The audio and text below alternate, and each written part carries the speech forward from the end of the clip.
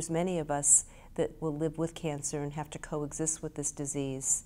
And the idea that we can give a voice and now faces to the issues behind living with metastatic breast cancer is the goal of advocacy in action.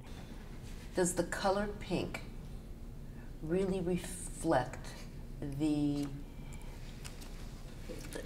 color of our lives when we're dealing with metastatic disease?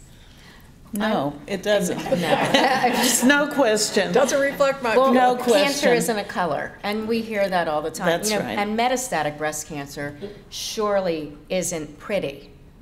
So Yeah. pink, it's not feminine, it's not pretty, and we hear over and over, cancer itself is not a color, but certainly metastatic breast cancer. I certainly believe that, you know, Musa has more to add, and I'm sure Maria and Shirley have a lot to say about pink.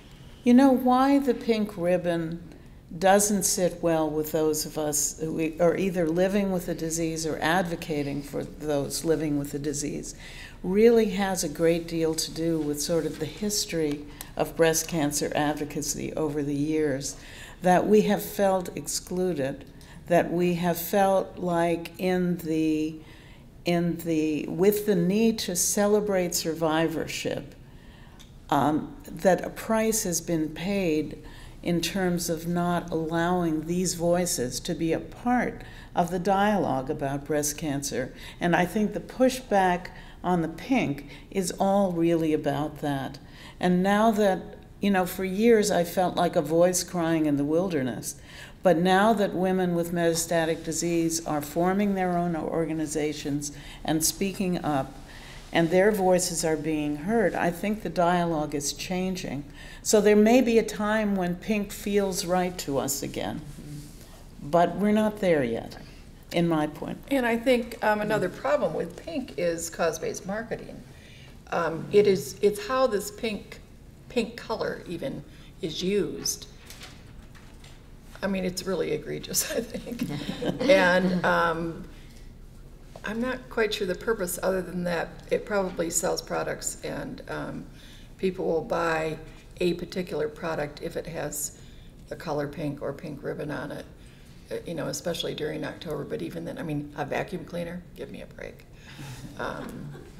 So I think it's definitely misused, and definitely, as Musa has pointed out, it is not appropriate, especially for the breast or the metastatic community, because we really don't have a voice. When I think of October, I dread October. And it's not even because I'm, it's certainly in part because I am metastatic, but I think of it not as pretty pink, but as a pink haze. It's because when you think of a haze, something is being obscured, it's hidden, and the story that 40,000 people continue to lose their life every year in the United States to metastatic disease is not told clearly. It is not a message that is delivered in the media. For me, October becomes to screen or not to screen. It's not about the important issues. I have to say, having been a former teacher and a principal, I try to see things in a balanced way. Pink brought awareness to breast cancer initially. All the products, even the vacuum cleaner, may contribute to some funds that hopefully get used for research. But the sad story is the research is not about metastatic disease. And that's what's going to stop the dying and stop the receiving a diagnosis 5, 10, 15 years later. So the message has to change, and I guess this is the 30th anniversary of the AIDS movement, and I've done a lot of reading about the AIDS movement, and I think about people who had AIDS 30 years ago were primarily men who were gay. Even though we haven't fully approached this issue with total tolerance in society, 30 years ago it was awful how gay men were treated.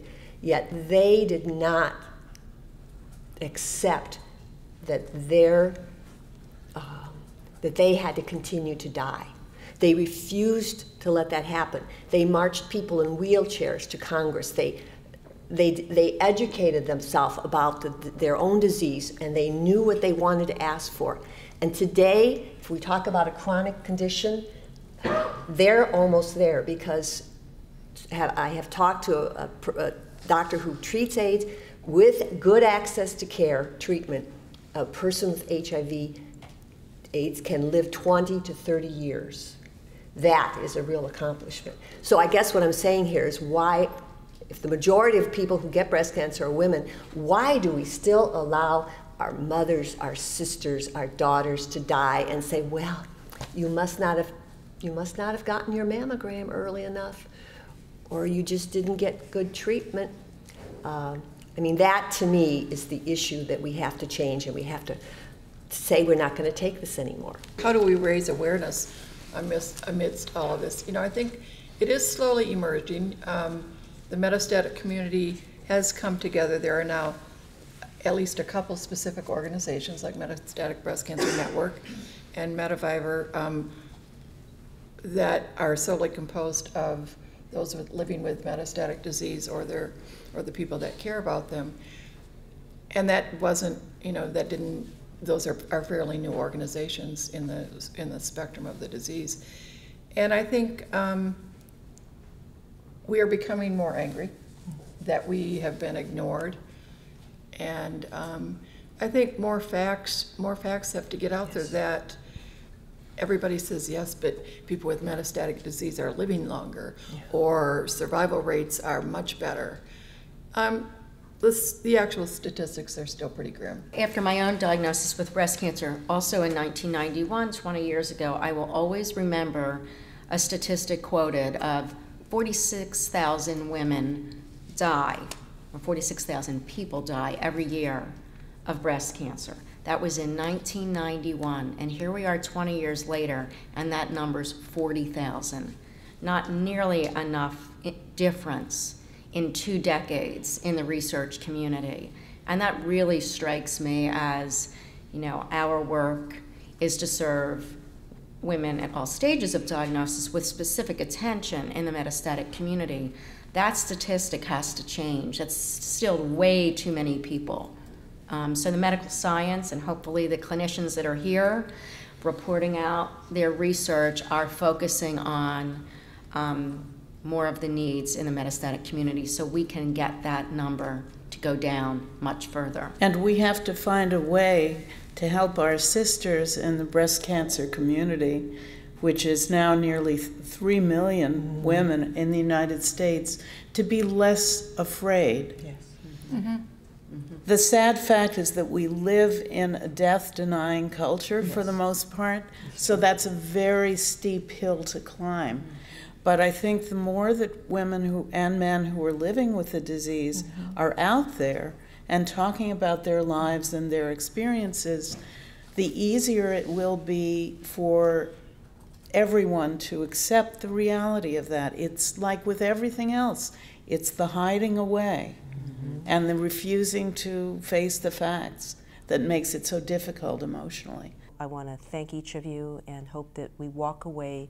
You can't problem solve in this period of time, but what we can do is create tangible arguments, common language, and get us all focused, so when we walk away with this advocacy in action, it's a call to action, whether you're an advocate, whether you're a researcher, whether you come out of industry, or if you're an oncologist that really has to learn how to communicate better with patients facing metastatic disease.